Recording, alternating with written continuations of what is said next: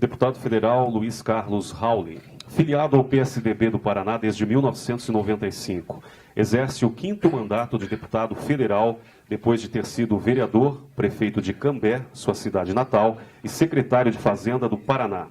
Economista e professor de educação física, o deputado Rauli tornou-se um especialista em matérias tributárias e de finanças. Na Câmara dos Deputados é membro da Comissão de Finanças e Tributação e suplente nas comissões de Relações Exteriores e Defesa Nacional e de Fiscalização Financeira e Controle.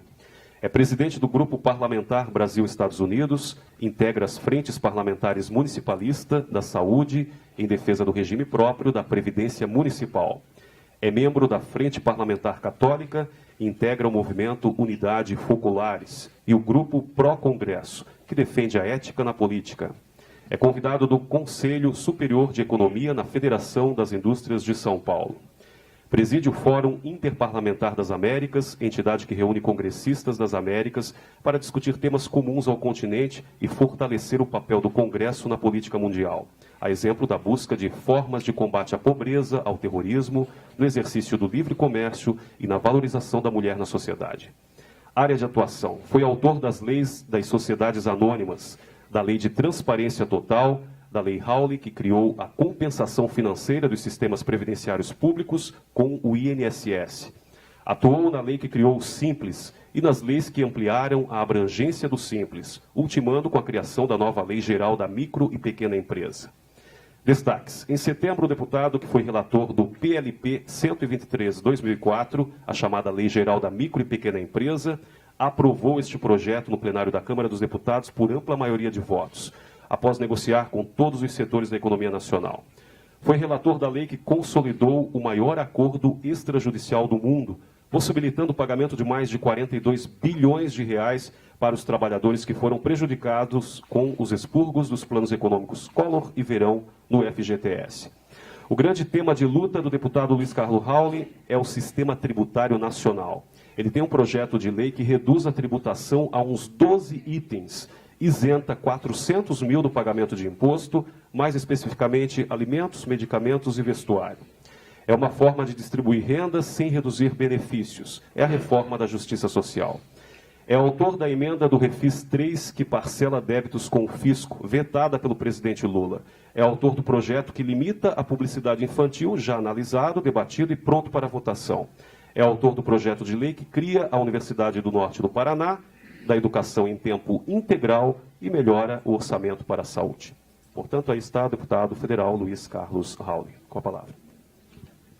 Só fazendo uma correção, é o 7º mandato, né, Rauli? E não o 5º, tá defasado já no currículo do Rauli. Só explicando as regras, o deputado terá em torno de 50 minutos para fazer a sua exposição. Se ele não tiver necessidade de sair, que ele ainda está dependendo da confirmação, nós ouviremos o doutor Ladislau, depois faremos um debate ao final com os dois. Se não, se houver necessidade nesse meio tempo, ele houver necessidade de sair, nós fazemos um debate logo após a sua fala e liberamos o senhor para que possa retornar. Ok? Então, com a palavra, deputado Rauli. Pode ser aqui mesmo sentado, né? À vontade. Muito bem, o tema é bastante árido, né? Bom dia a todos, a todas, o Marcos, Zé Carlos, o pessoal do Paraná e Manuel, né, nosso grande amigo de tantos anos. Fui 2 vezes secretário da Fazenda, né? Diz que isso aí já é uma reincidência, né? Mas num intervalo de 20 anos, né?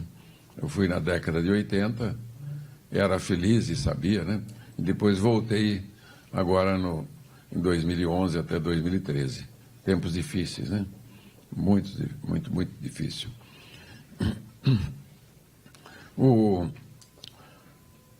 Eu fiz no ano passado uma palestra no seminário da Receita Federal. Fui até no encerramento. Pois não, obrigado. No encerramento, né? E cabe muito aqui. Como é que será o fiscal auditor do futuro? Eu falei, deve ser um misto de Robocop, né? Tecnológico, né? Vai ter que ter toda a estrutura tecnológica e alguns países, né, pegam os melhores alunos, já vai de 2º grau e vai à universidade, preparando o auditor fiscal tal é a importância que tem dentro da sociedade. Mas vimos, desde quando eu fui secretário, os aparelhos na década de 80, os computadores eram rudimentares, né? Me lembro um dia que pedi para fazer a folha de pagamento, levou uma semana para me entregar, um monte de papel, assim, aquele de buraco, e ocupou o espaço da meu gabinete. Falei, não, eu quero do maior salário para o menor. Aí você começa a analisar, né? O que tem hoje, a disponibilidade tecnológica, né? O aparato, para o bem e para o mal, porque o outro lado, fora da Secretaria e da Receita, eles estão numa velocidade, né, interestelar, né? E o fisco está numa velocidade ainda de avião teco-teco. Então, os softwares, os equipamentos custam caro, os secretários têm dificuldade de fazer grandes compras, porque... né, eu, quando fui comprar o Teradata para fazer o avanço tecnológico da Secretaria em 2011, eu suei frio, custava a previsão de 20 milhões, né, o equipamento. Graças a Deus, na concorrência, como era o primeiro no Brasil, ele ficou em 9 milhões. Então, não deu bochicho, né? Aí vem toda aquela... Hã? Que é? Igual vendedor de rede, começa com o primeiro. O droga também, né? Começa com o primeiro. Mas, claro, nós passamos a ter um equipamento que em segundos se dava toda a estrutura da arrecadação, né? O CGF7, o Fênix, né? Você pegava todo o setor, depois desmembrava o setor e ia até na empresa e você podia fazer avaliação. Então, hoje, com a nota fiscal eletrônica, com bem equipado o fisco e bem treinado e preparado os auditores, porque você também tem que treinar, reciclar. E muita gente mais velha tem dificuldade, né, de compatibilizar tudo isso. Eu lido com iPhone, com iPad, mas vivo com dificuldades de trabalhar, né, com vários programas que você disponibiliza. Mas isso no conceito de que o sistema tributário nosso fosse um sistema bem feito, né? Um sistema ideal, modelo europeu, modelo canadense, ou americano, que é na ponta. Mas não é nada disso, né? Pelo contrário. A imperfeição do nosso sistema tributário é gigantesca, né? É o manicômio tributário. Eu falo nas minhas palestras que ele é narco, né? É um sistema tão caótico, anarco-caótico, que deixa quem pode mais chora menos, né? Então, aquele que pode mais vai lá no governador, vai no secretário, consegue um benefício fiscal, né? Uma delação, um diferimento, uma suspensão, né? Um regime especial. E aqueles que não podem, né? Choram. Assim mesmo, quer dizer, nesses últimos 30 anos, 50 anos, desde o advento do ICMS, o nosso ICMS ele foi montado ao contrário, né? Nós temos a alíquota por dentro, né? Nós temos os estados, que não deveria ter. Então, como é que você corrige uma imperfeição de você tributar, um estado tributar o outro? Como é que você conserta esses bilhões e bilhões que tem de incentivos fiscais, um estado reconhece, outro não reconhece? Então, o auditor no Brasil é como o empresário, tem que se virar com taxas de juros, inflação, crise econômica, né? Mas pior, porque toda a consequência vai para o auditor, que tem ali que se desdobrar, né? Então, o combate à sonegação, quer dizer, tem uma época, quando eu cheguei no Congresso, há 25 anos, não, economia informal é 50%, a sonegação é tanto, né? Então, eu falo, puxa vida, né? Que país maravilhoso. A hora que acabar com a sonegação e com a informalidade, nós vamos ter um PIB do dobro. A realidade não é esta. E quando nós começamos o Simples, em 1996, foi o primeiro Simples federal, e 10 anos depois, em 2006, nós fizemos o Super Simples, a partir da emenda 42, obrigando estados e municípios a participarem, né, compulsoriamente. Você viu que mesmo a formalização, quer dizer, de milhões de empresas, hoje 5 milhões de empresas estão no Simples, né, nacional, e mais 5 milhões de MEIs, né, microempreendedores individuais, com bilhões e bilhões de transações de compras e vendas, né, idas e vindas. Então, como você, né, consegue enfrentar toda essa estrutura? Sendo que se você tivesse um IVA nacional, destino, tranquilo, né? Mesmo que você tivesse fusão, né? Porque ainda você concorre com o IPI, com a COFINS e o PIS, né? Então, e o ISS. Na verdade, você tem um desmembramento da mesma estrutura tributária que devia ser única. Deveria ser única.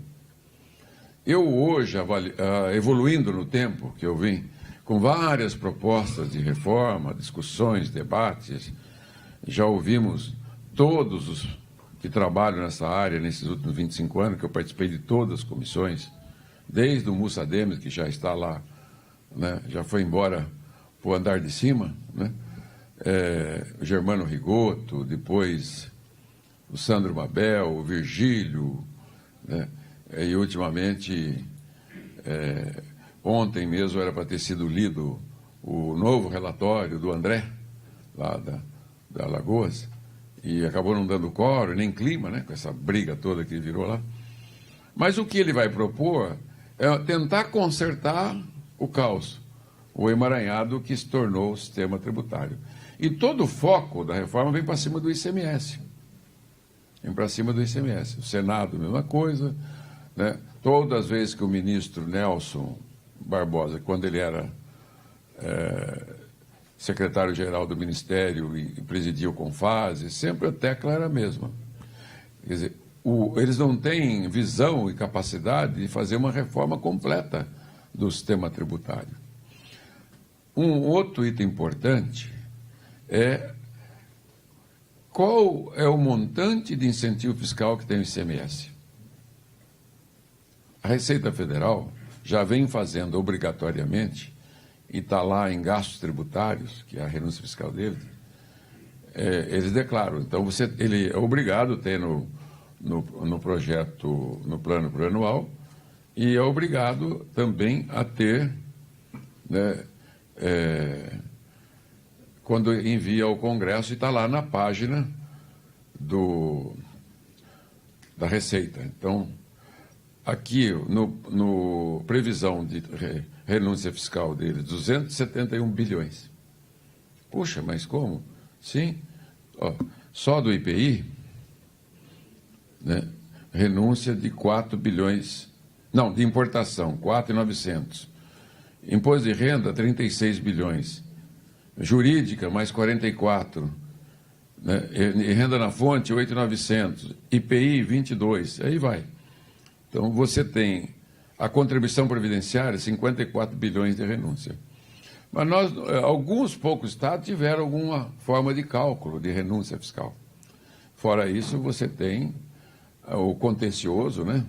Você tem toda uma discussão de bilhões e bilhões na justiça, né, que hoje toma mais da metade do tempo da justiça estadual e federal com o contencioso tributário, que não é comum, é anormal, uma anomalia, assim como a Justiça do Trabalho é uma anomalia que nós temos no Brasil, pelas imperfeições do sistema tributário. Claro que agora, de final do ano para cá, me procuraram as empresas de Santa Catarina e Paraná, que a Receita Federal está autuando as empresas, que o incentivo fiscal que elas receberam é lucro, e aí incide Imposto de Renda CSL. dá 43%. Não, não é um achaque mesmo. O Tribunal Regional aqui de Porto Alegre já tem 3 decisões, né? É bom para quem trabalha nisso, favoráveis ao contribuinte. Imagine, você deu incentivo, que uma parte vai para o preço, outra parte vai para, né, equipamento, patrimonialização da empresa, etc., desenvolvimento, investimento, e a Receita entende que uma portaria, uma normativa, é maior do que a lei, né? É muito difícil. Esse contencioso exagerado que é feito também pelo fisco estadual e federal leva a uma indisposição cada vez maior do empresariado. Eles se protegem. O negócio dele é lucro, de vocês é arrecadar. Então ele vai se proteger, ele vai se vingar, né? Ele vai buscar formas, né? Me perguntam todo dia lá, e daí? E a CPMF? Ó, do meu ponto de vista, não passa, né? Eu falei, é um bom instrumento arrecadatório num momento ruim, né? Não passa, por isso. Eu falei, mas existe uma coisa que em economia a gente fala, que é a curva de Laffer. O cidadão e as empresas estão dispostas a pagar mais? Qual é a carga tributária que o Brasil tem efetivamente? É a 35 que arrecada? 36? Não é. Vocês viram aqui, só aqui nós temos quantos por cento aqui? 4,3% do PIB de renúncia fiscal federal. Você pode tranquilamente, na arrecadação do ICMS, que é o tributo que vocês trabalham, desde a fundação do ICMS, em 67, que vai completar 50 anos, ele mantém 7% do PIB. Em 50 anos, o ICMS é do mesmo tamanho na proporção da economia. Mas como que a arrecadação naquele tempo era 18%, 20% e agora é 35%, 36%? Quem elevou o imposto no Brasil foi o governo federal, com a sua mão grande, dedos longos, com a sua boca desmedida, né? Que, primeiro, pegou o PIS e COFINS, né, e turbinou, né, e virou esse monstro que é do tamanho quase do ICMS. Somar tudo, né, o próprio IPI que eles esvaziaram para poder turbinar o COFINS. Por que esvaziaram o IPI? Porque ele é partilhado com estados e municípios. São sócios de 58%, 59% desse tributo. O imposto de renda, por que o CSL? Porque para não dar partilha. Tudo que o município e os municípios e os estados conseguiram em 88, na Constituinte, e eu estava lá como secretário da Fazenda, fazendo o lobby dos estados, eles tomaram de volta. Então, tomaram não, mantiveram nós no tamanho que estavam, jogaram todos os encargos possíveis para estados e municípios e ficaram com a União Federal rica, poderosa, que determina, que manda em tudo. Então, esse monstro tributário, né, quando você está autuando, você está fiscalizando uma empresa, o empresário não está preocupado só com você, com o fisco estadual. Ele está dando um olho no ICS do município e no federal. Quer dizer, o que acontecer ali vai ter repercussão ou vice-versa. Então, como é que você combate essa sonegação?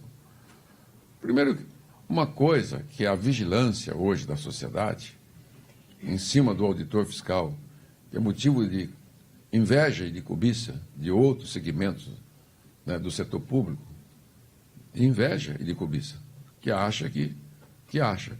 É igual o político, né? Acha que acha. E você tem de tudo, né? Você tem todas as espécies, como tem na sociedade, como tem no Congresso, como tem na medicina, na advocacia, como tem na magistratura, no Ministério Público, então, nos fiscos, né?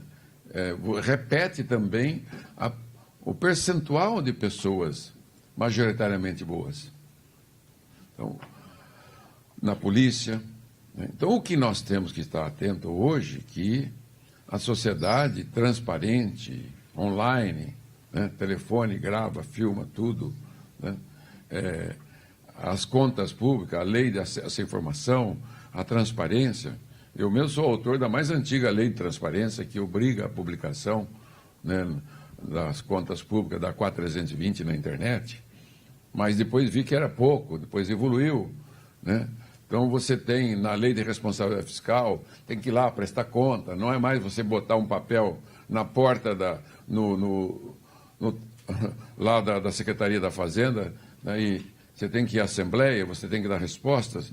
Então, outros agentes, outros poderes passaram a interferir brutalmente, né, o Ministério Público e o Judiciário, que acaba interferindo e legislando. Eu cheguei na Fazenda do Paraná, tinha lá bilhões de contencioso, um depósito de precatório para pagar ICMS. Né? Bilhões, né? Bilhões. Aí, como tinha que depositar 2%, acabamos fazendo uma lei que 1% desses dois, a metade, iria que quem pagasse, fizesse o acerto do contencioso, pagava com esse 1% o precatório pagava o ICMS, o dinheiro voltava para o caixa. Eu não montei toda a estrutura e não usufruí porque só foi começar a vigir depois que eu saí da Secretaria. Fiquei quase 3 anos. Por que não foi rápido? Porque mais de 50% dos precatórios não valiam nada. E eles foram todos aceitos pela Justiça. Mais de 50% não valiam nada. Era terreno na lua, né? Escriturado ainda. Então, então, o que nós convivemos? Como que você convive com um crédito, né, que a empresa coloca frio, né? Como é que você levanta isso? Como é que você detecta isso? Só com tecnologia e à distância. No presencial, quando o auditor for à empresa, ele está com uma ordem de serviço, tudo determinado. Essa relação hoje no Paraná ficou tão delicada em alguns outros estados, como São Paulo, que o auditor já não vai poder mais ir sozinho e vai ter que gravar toda a conversa, como você faz com o atendimento de call center. É uma orientação que deve ser feita para aqueles que são bons, né? Grave tudo, para não ficar nada escondido, né? Você vai ter, claro, quem quiser fazer o mal feito vai fazer em outro lugar, mas na relação, né, pública, né, vai fazer e vai ser pego, porque hoje a ostentação patrimonial, tudo está na mira. Eu lembro, quando eu fui em 87 para a Alemanha, para secretário da Paraná, fizemos um convênio com Berlim. E chegamos lá, claro, o fisco estadual, né, nacional. Aí que me encantei, até, desde aquela época, o fisco estadual e nacional. Então, eles tinham tudo, controlavam o dono da empresa, as famílias mais ricas, todos os contribuintes do país, tinha lá uma pasta cada um de ostentação, comprou barco, não comprou, né, viajou, casou, gastou tanto no casamento. Chegou esse momento agora, 20, 30 anos depois, chegou no Brasil. Então, eu, assim, diria, com a experiência de 43 anos de vida pública, 2 vezes secretário, 25 anos como deputado federal, debatendo planos econômicos, sobe e desce, nós vivemos a mais absurda, mais estúpida crise econômica, moral, política da história do Brasil. Nem no Império, nem na República teve nada pior. O país está sem comando. Imagine, né? 204 milhões de pessoas, 10 milhões de empresas, né? 5.572 municípios, 27 unidades federadas, o governo federal, milhares de empresas públicas. Está à deriva. Está à deriva. Então, o que nós temos que imaginar que nesse processo que vai vir, já pensando no dia seguinte, se for agora ou daqui a pouco, o impeachment é possível. Ele não é impossível. Ele poderá acontecer não pela vontade de políticos e deputados, mas pelo bolso, e pelo contribuinte, pelo cidadão que está perdendo emprego, perdendo renda, Está perdendo tudo que tem na vida, não consegue pagar o aluguel, não consegue pagar a conta de luz. 60 milhões de pessoas estão inadimplentes. Começou, quando eu vi a primeira estatística, o ano passado era 50, está em 60. Mais de 50 da receita em vacas gordas. E a receita não parava de crescer. Agora, em tempo de vacas magras, o que ele está fazendo é que os dando alíquota, tirando os benefícios. Então, o modelo do Paraná foi totalmente desmontado. Nós tínhamos um modelo sui generis, alíquotas de 12%. Por que no Paraná tinha alíquotas de 12%? Porque nós compensamos na energia, combustível, telecomunicações, cigarro, bebidas. Né? Só não entramos nos veículos porque existe lei, desde do Plano Nacional de expansão automobilística, foi um erro terrível. E você sabe que o que menos cobra imposto, né, é hoje o veículo, que eles vêm com incentivo fiscal e etc. Não dá alíquota efetiva de 3%, 4% para ninguém. Pode olhar nos seus relatórios. Então, você tem aí que entra o conceito da seletividade. O conceito da seletividade é uma das ferramentas poderosas de combate à sonegação. Você cobra antecipado. Eu, quando eu fui secretário na Constituinte, não tinha percebido isso, nenhum secretário. E olha que tinha gente experiente, eu era novato, tinha só 36, 37 anos. E não percebemos que era uma armadilha botar o energia, combustível, telecomunicações, minerais e outro para dentro do ICMS. Na verdade, o que aconteceu ali foi um benefício fiscal para as empresas que tinham a tributação, né, monofásica. Tributava os impostos únicos de telecomunicações, de energia, de combustíveis, e não gerava crédito. Então, a partir daquele momento, nós tomamos, né, os 5 principais itens da União, que eram os 5 impostos únicos monofásicos, jogamos para dentro do ICMS. Claro, aquilo veio, digamos, hoje, esses itens dá 40%, 50% da arrecadação, 40% média nacional, ela só antecipou a tributação. Que, de qualquer maneira, dentro do conceito da seletividade, que você tributa alguns itens, diminui a tributação na ponta. Por que a luta é sempre injusta? Por que a alíquota é 18%, 29%, 28%, 30% de alguns outros itens?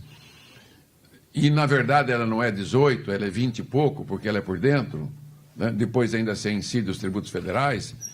Então, uma alíquota de 28, 29 de energia vai dar 40 e pouco por cento.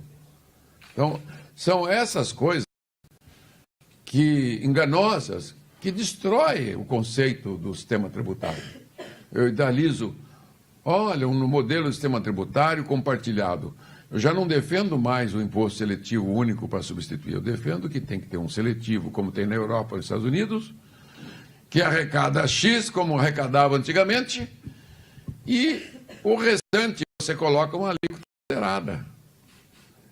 Quer dizer, a alíquota elevada, ela é indutora da sonegação, né, do planejamento fiscal, da elisão, né, de todas as espécies de canalice. Aí vem nota calçada, nota paralela, né, porque hoje, claro, com a nota eletrônica é mais difícil, mas seguramente alguém está inventando alguma, né, alguma trapaça por aí.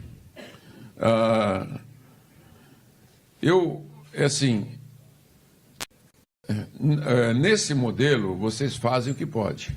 E evoluiu muito. Evoluiu muito. Então, o ICMS, o Paraná, por exemplo, aproveitando dos espaços que tinha o novo secretário, as reformas que foram feitas ano retrasado para o ano passado, tira benefício daqui. Agora ele entrou de vez em todos os demais benefícios que tinha para 53 cadeias produtivas.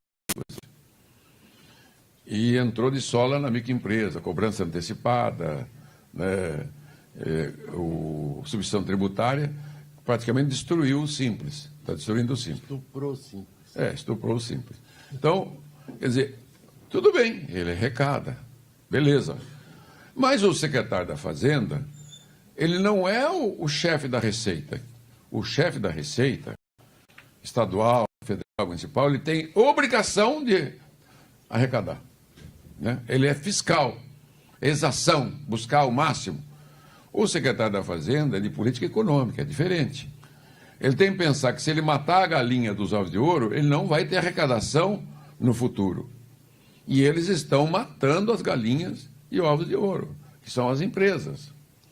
Estão matando todas as empresas do país, o governo federal, os estados e os municípios. Quer dizer, você está buscando o potencial de arrecadação que existe, vamos dizer assim, ele existe, porque a legislação permite que você avance, mas o que vai acontecer? Um imenso contencioso maior ainda, alternativa de burla, de sonegação, vai aumentar, porque vai chegar no momento, qual a empresa que vai aguentar, né, esse processo? Para você pescar bem, você tem que fazer a tua selva, né? Não é verdade? Para você colher bem, você tem que plantar bem, você tem que arar, adubar, cuidar das pragas. O princípio é o mesmo, não tem nada diferente. Se as empresas não tiverem ambiente negocial, né, voltar a ter o círculo virtuoso, que agora nós estamos no círculo negativo da economia declinante, 4% ano passado, 3% já esse ano previsto, o ano retrasado 0%, e estou vendo que os estados, muitos estão aumentando a arrecadação porque estão explorando o máximo. Eu vejo o coitado do Rachid lá, né? Metendo a mão para todo lado para poder dar sustentação ao monstro. E sabe uma coisa? Entra na página do Banco Central, põe notas do Banco Central e vê qual foi o déficit federal ano passado. 10% do PIB. 565 bilhões o governo federal gastou a mais do que arrecadação. Não tem nada desse 120. Esse 120 é o primário. É o primário.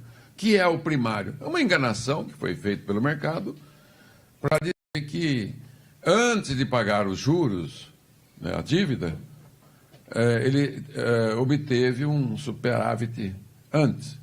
Então, na verdade, toda essa situação, porque o governo aumentou a dívida o ano passado em 9% do PIB, a dívida pública federal. Por que não os estados e municípios ainda? Porque eles têm a lei de responsabilidade fiscal. Ele não é primário, ele tem que obter superávit nominal, real. Né? O Paraná eu levantei 35 anos de arrecadação e despesa e o ano que dá déficit é 0,5%, no máximo 1% da arrecadação. A maioria dos anos tem superávit. Né?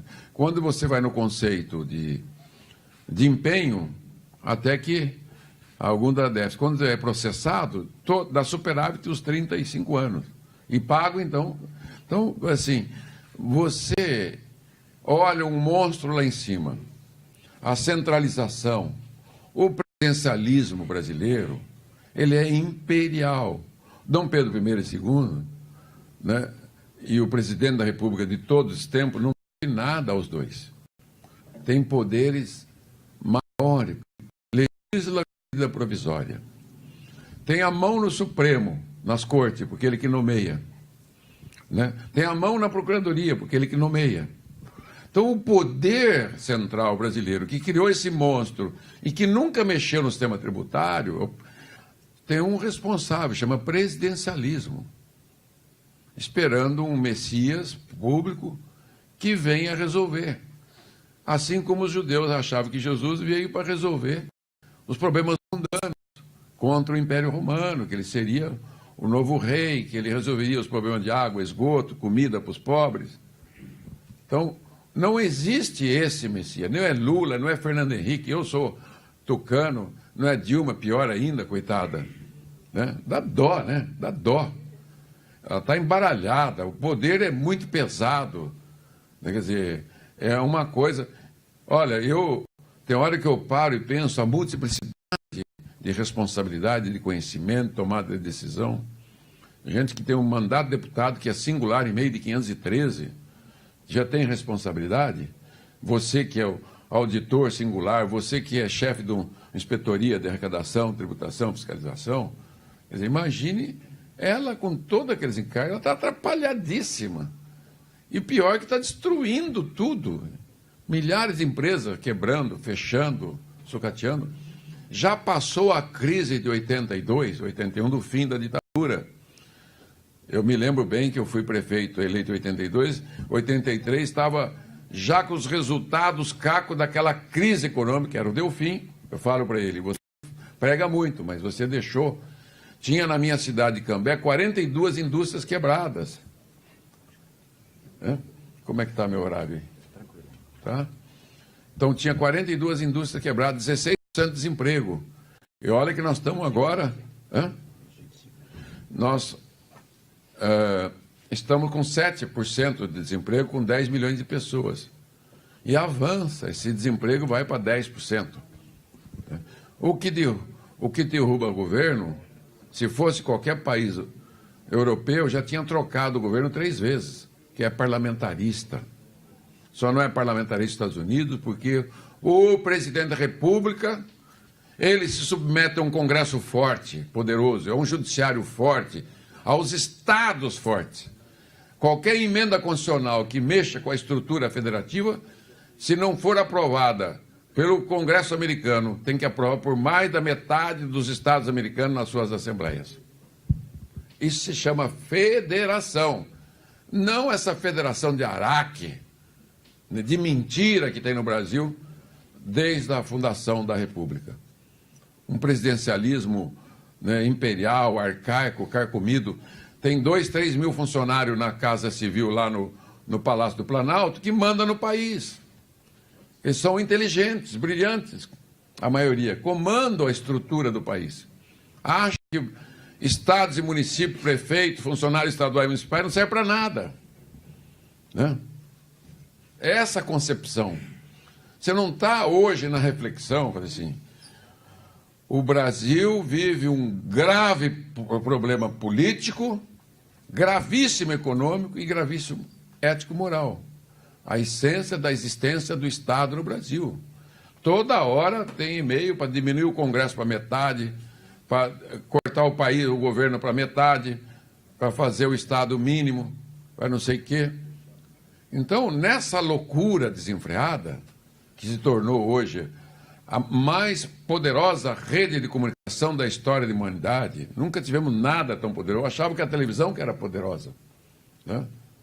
A televisão é poderosa, o rádio é poderoso, o jornal ainda é poderoso, porque ele fica gravado, escrito, né? Mas a rede social, a internet, é avassaladora, para o bem e para o mal. Então você tem o poder de discutir qualquer assunto hoje na rede. Qualquer assunto. Eu vi uma matéria agora há pouco, preocupado, que os hackers estão invadindo os sistemas domiciliares, de crianças, né? Que você tem lá no quarto do nenê, você tem a câmera lá. Então imagine o que não tem. Vocês viram o Wikileaks.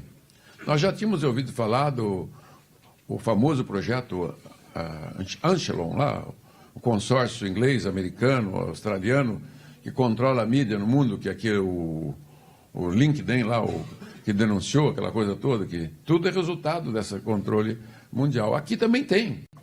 Não pensa, senhores, que as ações do governo, do fisco, não estão sendo monitoradas. Então vocês têm que ter hoje setor de inteligência dentro dos fiscos e reciclando e discutindo toda essa estrutura. Isso também é antissonegação.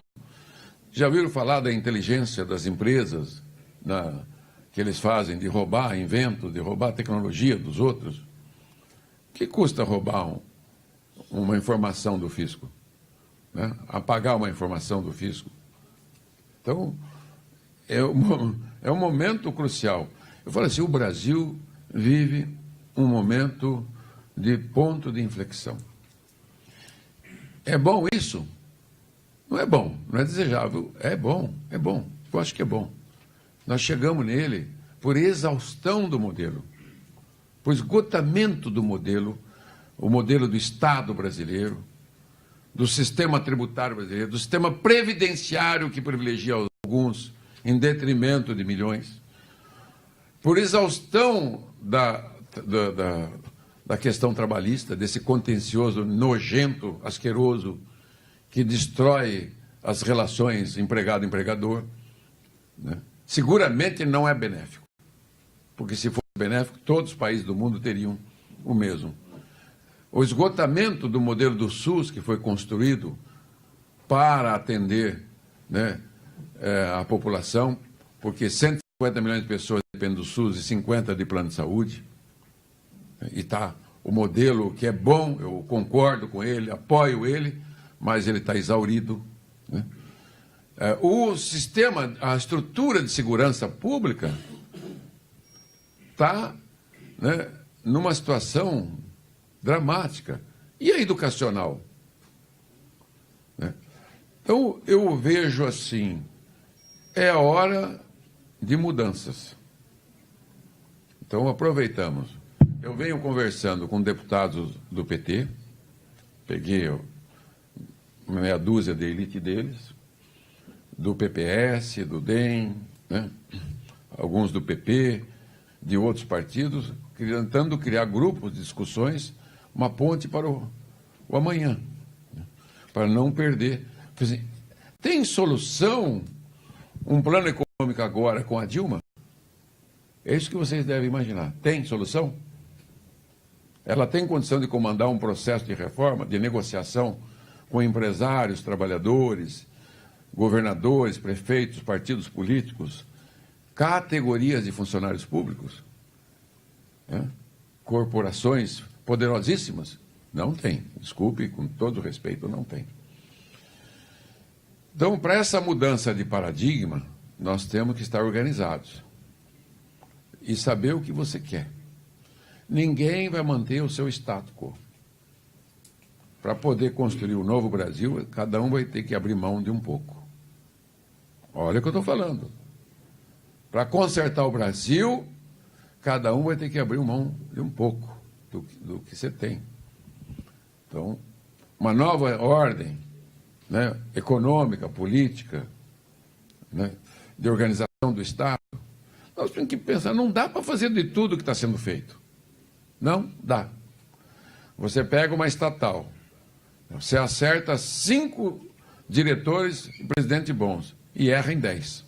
Se você pegar ao longo dos anos, é muita responsabilidade. Muita, muita responsabilidade. A maior empresa do país, 10% do PIB é a Petrobras. Olha o que aconteceu, né? Ela vale por quase 40% de todas as 5 milhões de microempresas do país.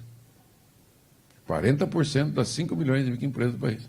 As microempresas ocupam 25% do PIB, só a Petrobras sozinha, 10%. Um diretor podre apodrece toda a empresa. Claro, tanto na iniciativa privada quanto pública vai acontecer isso. Mas não há problema, continua público, mas se torna corporativo. É proibido nomeação política. Tem que ser contratado os melhores técnicos do Brasil e do mundo para direcionar aquela empresa. Não pode ter uma empresa pública nomeação política. Isso é um conceito, uma mudança importante. Porque você pega o sistema financeiro brasileiro, o Bradesco e tal, só que mais de 50% do sistema financeiro brasileiro é público. Caixa Econômica, Banco do Brasil, BNDES, Banco do Nordeste, Banco do Centro-Oeste, BRDE, as Fomentos, que os estados perderam os bancos estaduais e voltaram com as Fomento, né? A nossa Fomento do Paraná já tem uma carteira de 2 bilhões. Tá? Então, mudança de paradigma. Fiscais, não aceitar nomeação política. Não aceitar nomeação política. Falei isso desde o primeiro dia. Vamos trabalhar junto, né? Vamos trabalhar junto, vamos mudar essa situação para que seja como na Receita. Tem que ter um concurso, né, para o delegado, para o inspetor, etc. Você tem que ter meritocracia. Isso combate, né, a sonegação, moraliza a empresa. Outra questão do setor público, nenhum político deverá ser ordenador de despesa, nunca mais. Tem que ficar igual na Europa, nos Estados Unidos, dentro da estrutura pública. Você é concursado para ser ordenador de despesas, né? Senão, claro, o político está sempre em campanha, cada 2 anos tem eleição, uma municipal, outra nacional, estadual. Então você está sempre querendo, né, agradar e resolver o problema. Como você enfrentar, né, todo esse novo momento? Eu teria assim, previdência. Todo mundo deveria ingressar hoje no INSS, até 10 salário mínimo. Acima disso, fundo de previdência. Aí sim, a conta começa a fechar. Para trás, vai ser aquilo que eu falei. Vai chegar numa hora que vai ter que, os aposentados e os que estão na ativa, vai ter que ter um encontro com a sociedade. O que é que cabe no bolso do contribuinte? Então, não sei, eu não tenho... tributária, que é o nosso caso, eu defendo um fisco estadual nacional único, com todos os tributos da base de consumo. ICMS, ISS, IPI, PIS e COFINS. Estou defendendo isso. Um fisco que juntaria os 27 mil auditores do país, né? Teria um monstro de estrutura, mais os funcionários, não sei mais quantos, milhares de funcionários, e faríamos 2 tributos, um seletivo e um IVA com alíquotas menores, destino. Ah, mas o Estado de São Paulo, ele tem 34% do PIB, mas ele também tem 34% da arrecadação. O Paraná tem quase 6% do PIB, mas ele também tem quase 6% da arrecadação. Você faz uma média estatística da proporção entre arrecadação e no caso do ICM, né, que ele não tem o critério que tem a distribuição partilhada, você vai dar o mesmo percentual do PIB que tem aquele estado, aquele município e a União, daquele tributo. E também daria uma fração desse novo tributo para a União. E a União, com o imposto de renda, daria uma fração dela para o estado e município. A União ficaria com o fisco dela para a Previdência. Eu introduziria a CPMF para a Previdência para que a alíquota de empregado e empregador seja lá embaixo, se até possível zerar. Eu chamei o Marcos Sintra de novo para a Câmara e confesso que eu fui o maior inimigo da CPMF lá atrás. Foi uma belíssima ferramenta que está sendo usada pela Dilma num momento errado, para tapar buraco, né? E não o prefeito, que foi lá no governador, falou, vou te dar 5 caminhões de asfalto, mas não esparrama, não. Ele fez só quebra-mola, né? Então, só fez quebra-mola. Então, não adianta, né? É uma belíssima ferramenta, a CPMF, porque você pode acabar com o IOF, né? Que é danado, né? Eu tenho uma conta aqui, quando acabou a CPMF 2,8 para 2,9, né? Foi isso? O Lula, perdemos 39 bilhões, essa turma do Congresso, esses tucanos. Só que, no ano seguinte, os 39 bilhões que ele perdeu, ele turbinou o IOF, ele turbinou o PIS, o COFINS de novo, o IPI e outros impostos, deu 72 bilhões a mais no ano seguinte. Entendeu? O Rachid não perdeu tempo, né? Eu falei, eu sei, porque eu lido com isso, eu entro toda semana no portal da Receita Federal, dos estados, mais do Paraná que eu entro no Confas para saber o resultado, os números, etc. Então, uma simplificação radical do sistema é isto, né? O município tem nada que cobrar ISS. Se quiser, cobra o teu IPTU lá, né? E cobre, porque eles não cobram IPTU. O IPTU tem uma lógica, né? Cada 100 anos tem que devolver um imóvel para o município. Eu acho que é até largo demais. Ele cobra 1% do valor do imóvel. Aí ele não cobra, não reajusta e vira... Aí ele não tem dinheiro para pagar a gasolina da ambulância. Entendeu? É culpa de quem? Porque fica esperando transferência, né? Ah, mas é muito pobre. Tudo bem, mas é pobre. também as necessidades são menores, né? Então, qualquer comunidade do mundo, da mais rica, mais pobre, ela tem um momento... Eu, como sou utopista, né, sou discípulo de São Tomás Moro, quer dizer, sempre buscando a cidade ideal, né? Como Platão imaginou, nesses momentos difíceis, como reorganizar o Estado brasileiro, como enfrentar esse desafio do novo momento. Auditores fiscais é uma das categorias mais importantes na estrutura da organização de uma sociedade, assim como são os juízes, né? Assim como são os médicos. Na organização pública, né, é fundamental o auditor fiscal, seja, né, ele federal ou estadual, né, no caso, ele tem que ser exemplar. Vocês têm um problema hoje que é, né, tão grave quanto o dos políticos, é a credibilidade. Então precisa não só falar que é honesto, tem que demonstrar que é honesto, né? Tem que provar que é honesto, mas é pior ainda. Quer dizer, eu, assim, fico... porque a relação que você tem, né, é uma relação muito delicada e muito importante. Então, eu escrevi aqui algumas coisas, né, que dessa concentração, a dívida ativa, a execução, diminuição do contencioso na medida que você fizer um sistema mais simples de imposição simples. Na atual estrutura e conjuntura, quer dizer, quando nós fizemos o Fórum Sul e Sudeste de Combate à Evasão de Combustível, que resultado extraordinário que nós tivemos. Isso sendo fiscos individuais, competitivos, né? Empresas canalhas como aquela Manguinhos, aquela de São Paulo lá, que, né, deixaram rombos em todo o estado, né?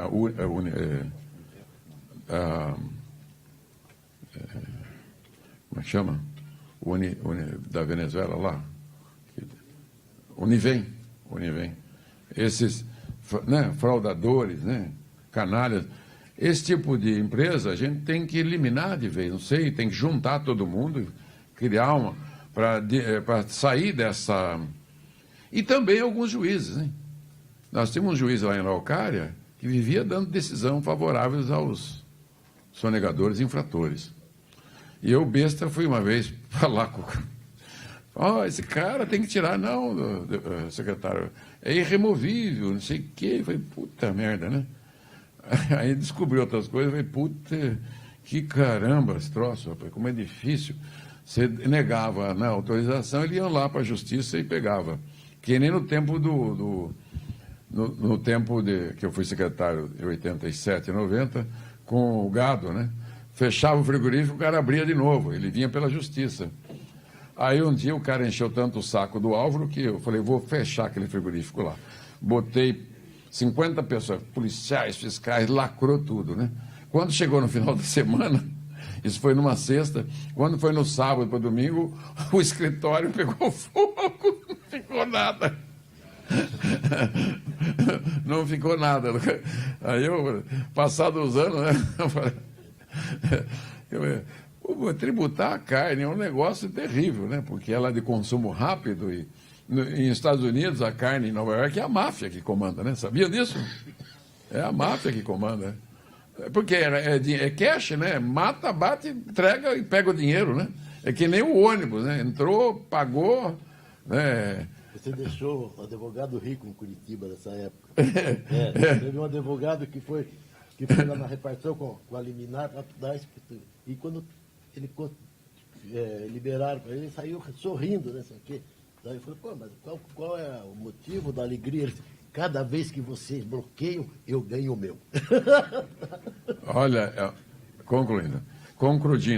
Bom, senhores, acho que falei bastante de tudo, um popurrí, eu acho que espero ter sido útil aí na minha fala, muitas coisas. Não tenho receita do bolo, né? Tenho mais constatações, mais vivência, né, que a gente tem desses anos todos da vida pública.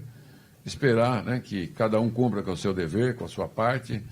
Eu falo assim, deputado, olha lá em Brasília. Eu falei, eu faço a minha parte. O ano passado eu fiz, né, só no plenário 280 discursos, nas comissões temáticas, que são mais aulas, de 10 minutos, 12, eu fiz 470 pronunciamentos nas comissões temáticas, mais no nível de palestras mesmo, abordando temas diversos, né, muito na parte tributária. Né, então, eu digo a vocês assim, importante esse momento do workshop de vocês, aqui desse encontro, abordar esse tema tão delicado da vida da sociedade. Os outros acham que tem uma imensidão de recursos para receber lá fora, né? Quando vai ver, vai tudo para um contencioso sem fim, né? Então, trabalhem, façam a parte, como todos nós temos que fazer, para construir um Brasil melhor. Tenho certeza absoluta de que vamos sair da crise com muito sacrifício, né? Não sei se é com sangue, suor e lágrima, mas espero que não precisa sangue, né? Só que suor e lágrimas, para que a gente possa vencer essa etapa mais difícil, né, da vida pública desse país, que vale para vocês, funcionários públicos, e para nós, políticos, e também para todos aqueles que tenham, né, uma posição na sociedade, empresários, trabalhadores, né, a própria igreja, que possamos fazer essa reflexão. E também, agora é a hora do agir, né? Há um tripé na igreja: ver, julgar e agir. Ver nós já vimos, julgar está julgado, mas precisa agir para concluir, né? Precisa mudar governos. Se precisar antecipar as eleições, eu estou lá com uma emenda constitucional, coletando assinaturas, abri mão de 2 anos do meu mandato, né, de todos os deputados, senadores, e acho que tem que começar de novo o presidente da República. É uma forma também, fora da renúncia, do impeachment. E também estou lutando pelo parlamentarismo com o presidente da República, modelo francês e português. Tem presidente, tem parlamentarismo.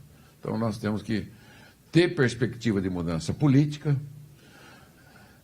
a nova organização do Estado, a reforma tributária, a reforma previdenciária, a reforma trabalhista, para que a gente possa enfrentar os tempos que estão por vir. O mundo é competitivo, o mundo está crescendo 3% ao ano e o Brasil decresceu 4%. A China, que em crise, está em 7%, crescendo. A Índia também. Nós que somos dos BRICS, estamos aí enrolados, né, na situação. Espero que Deus abençoe muito o Brasil, como já tem abençoado esse país maravilhoso. Quando eu abri a janela do meu apartamento, que eu cheguei de madrugada, hoje de manhã, nossa, meu Deus, que coisa mais linda do mundo, né? Muito obrigado, um abraço a vocês mais uma vez.